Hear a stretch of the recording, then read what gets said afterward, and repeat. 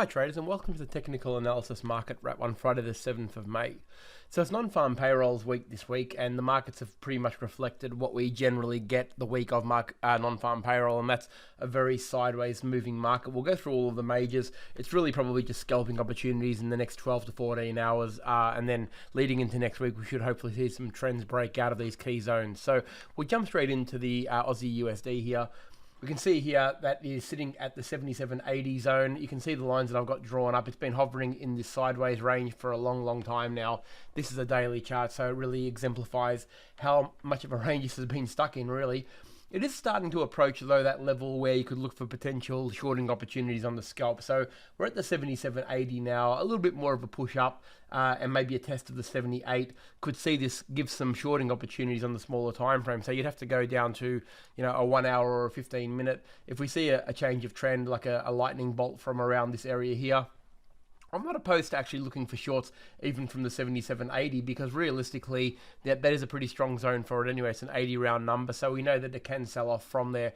In order to get that, though, you're going to have to go to a 15-minute chart. You're going to have to look for a change of trend on the 15-minute. All we need is a lower high, lower low sequence, and we've got a very clear target of the 77 cent. Not sure if it's going to get there before the non-farm payroll announcement, of course, but it can definitely start moving that way. So what you want to be looking for is that change of trend. There's nothing doing now on the long side. You've got to wait until either it gets to the 78 and gets that shorting opportunity, or potentially turning around here on a smaller time frame, and then we're aiming for this really strong support zone here, which is around the 77 cent. Not bad trading if it gets to the key zones, but at the moment it's in the middle of nowhere, really. So we just leave that one alone and just watch and see. Now we'll move on to the one that has actually moved. This is one of those ones that has actually just defied the normal non-farm payroll week and just actually fallen through the floor, really. It's sitting around that 120, 150 now, which is actually broken a very key zone. I'll go to a weekly, and you can see here, this is the weekly chart. So you can see how strong that zone was right through there a long time ago, and it nearly reached it, several weeks ago. But now it's just smashed straight through it and doesn't look like stopping. So this is just one you have to leave right alone at the moment. It's not really. Look, you can go to a monthly and you can try and find a reason for it to stop, but realistically, probably the next real round number support now is going to be the 120, and they're still a little bit away from that, but it's not really a trade. You're only really looking at a key number there, so you can't even really find strong support for it at that zone apart from this level here. But there's nothing most recently, so I think you just have to let it get there and let price action dictate. This is just in a free fall. Definitely don't try and catch it. We never would want to try and catch something like this. And for the reversals, I mean, look, it would take, now that all the key support zones are broken, I would be treading very carefully with changes of trend, even going for the longer time frame on the 4 hour or the 1 hour. You may see a change of trend on a 4 hour. It would take at least a 4 hour change of trend to get me even remotely excited about going a little bit long on this. And even then, it would still only be a scalping opportunity. I certainly wouldn't be looking at taking this long term. Failing that, if it does pull back to the 20 moving average, now that it has broken the key zone is drawn up there on the red line. So you can see that if it does happen to pull up and look like it's going to turn around, you can get involved in this short. Now that the key zones are broken, it doesn't really matter as much for jumping in on the short, because there's not much in front of it or below it at the moment. So not a bad trade if it happens to get up there, but at the moment it's pretty much a non-toucher, because there's just no key zones to really support you unless it gets to the 120, of course, and at that point we'll be looking at some sort of support pattern. We'll move on now to the US dollar yen. Now this one's been an interesting one. This one has tried to go long. It did a really good 4 hour pattern earlier in the week. It was doing the higher lows, but it has been pretty soft over the last day or two. Like you can see that it's actually come down now to the 109 area. This is a very strong zone for it, though. This is a pretty strong roll reversal zone.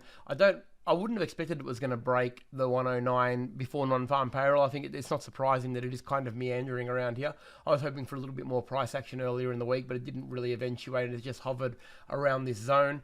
Now, it's a case of just wait and see with this one. You can see that it is at the roll reversal zone. If it's going to stop, this is the place it's going to stop. It's trying to rally from here.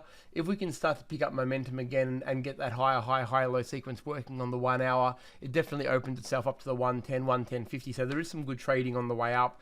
And of course, if it breaks this zone now, you're going to be looking for those shorts. But even if it breaks this zone to the short side before non-farm payrolls is out, I would probably tread that with a lot of caution, because realistically we are trading a sideways market at the moment with a fair bit of loss of momentum. So you don't really want to be getting involved in any big moves. You only want to be scalping, taking those scalping opportunities. If you really want to go for the really short scalp, you could probably scalp it from the 1.9 maybe up to the 1.30. And so this is basically that line, that red line there. That is a zone for it. You need to go to a pretty small time frame to make that happen. So you want to see a change of trend on a 15-minute chart, so a series of higher highs and higher lows. And if you're going to do that, you're basically scalping to the 109.30.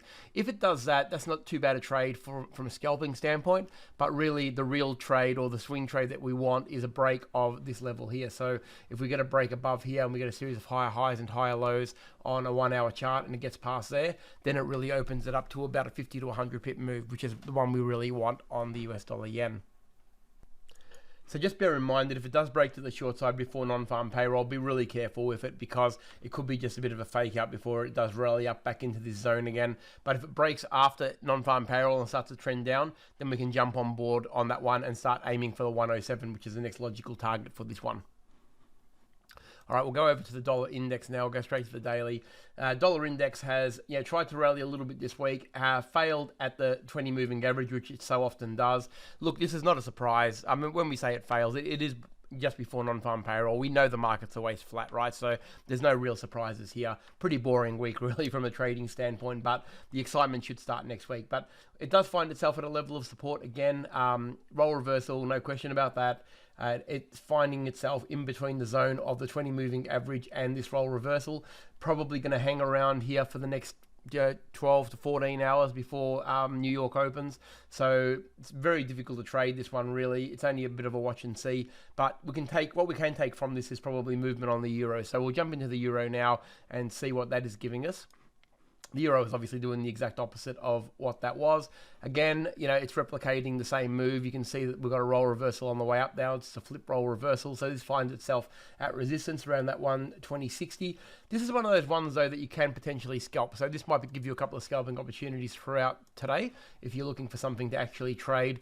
Here, we know we're at a resistance level because we know it's a roll reversal zone around here. So what we're looking for is a change of trend.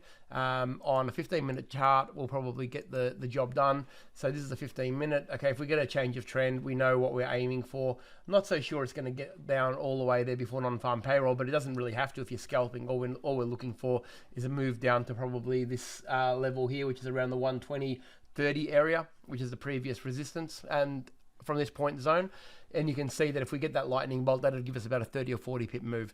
It may do it. Like I said, I expect that this is going to be fairly quiet today. So unless something happens that we haven't forecast or seen, I can't see that this really moving more than 20 or 30 pip ranges for the next 12 to 14 hours. So it could be very boring trading. But if you are going to trade it, what you're probably looking for is a change of trend to get down to this level here, or failing that, you're basically going for a move up of about 20 pips up to around that 120 sort of 80 area. Very, very small movements though, and you are trading into resistance. So you've got to be really careful on the trade going up there.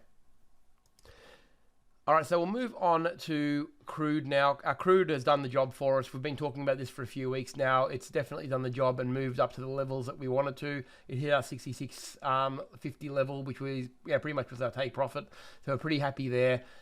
It's pulling back now. Look, I would like to see this come back to around this level here, around that sort of 63.60. By then, if it does happen to pull back to that level, the 20 moving average would have also caught up, and that gives us another reload zone. So we've still got the sequence of higher highs and higher lows happening. You can see that we've got resistance here, resistance there. So the logical pullback and a good reversal zone would be around that level here. So you should have already taken profit on this trade. If it does come back down to that sort of 63 level, and the smaller time frames are agreeing with a bit of a change in momentum, the 20 moving average will back you up, and then we can at the very least look for the same highs again, and that $3 move probably to about the 66.50. That would be the first move that we would be looking for. It's already broken that ground, so it makes it a relatively free-flowing trade if it does pick up from that level. So that is the logical target. On the short side, I'd be a little bit wary. It needs to break the 20 moving average and close down below there on a daily chart to get me excited for a short on this one. So that is not the optimal trade at the moment, but definitely if it gets down to this level here, it gives us an opportunity to take it long again to the 66.50. All right, the last one we'll have a look at is gold. Now, this one has been coiling for a while. We've been talking about how it has been really resting on these moving averages for the last few weeks now, and we finally saw that breakout. So we've got a daily breakout sitting at the 18.15. I really like this because I think it really opens it up to the 18.50 trading. We need to see the close though, okay? So what we want to do, it doesn't have to be a daily, it can probably be a 4 hour because that zone there is very clear. So we've got the close on the 4 hour. Problem is, of course, it's gone a little bit too far to actually get involved in the trade. So what we want to see is a little bit of a pullback. But now that we've got confirmed break above this level, we can start looking for those long opportunities. So what would be ideal now is a little bit of a pullback. It's probably not going to reach the 20. I don't know if it will because it's gone up so quickly that it's accelerated a little bit too quickly away from the moving average. The ideal trade here would be to come back and test the 1800 again. That would be a great reload zone because that's the one that you probably really want. Not sure it's actually going to happen because it's blasted through so much. It certainly could, but that's the ideal. The ideal zone is to actually see this pullback to the top of this level. That will act as a role reversal then from a technical analysis standpoint, and we would expect that the 20 moving average would have caught up by then, and that is our reload zone up to around this 1855 level. So this is definitely one to watch. If you haven't got in already, it's a difficult one to actually just jump in now. It's probably the wrong time because more than likely it's going to pull back. But look for those pullbacks, and if we get the change of trend on the smaller time frames in the direction of the bigger trend now, which is the break of that trend line, or the break of the channel, I should say, that's going to be potentially really good trading up to, in the first instance, 1825. And also 1850. That's the real zone where I think this might be going because there is a fair bit of momentum in its way now. The channel is very clearly broken, and it's a very clear resistance zone, the 1850. So that's probably more than likely where it's heading. But if you wanted to go for a really short scalp, the 1825 is probably a place where it's going to find a little bit of resistance because it has done so in the past. So again, look, a pretty boring day today with not much movement short of the CAD, but there is a couple of little scalping opportunities to keep an eye on. Let non-farm payrolls play out tonight, and then on Monday we should see some fresh trends with a lot of these majors at very, very key zones, and hopefully we'll get some good market action next week. Have a great weekend, everyone. I look forward to seeing you all next week.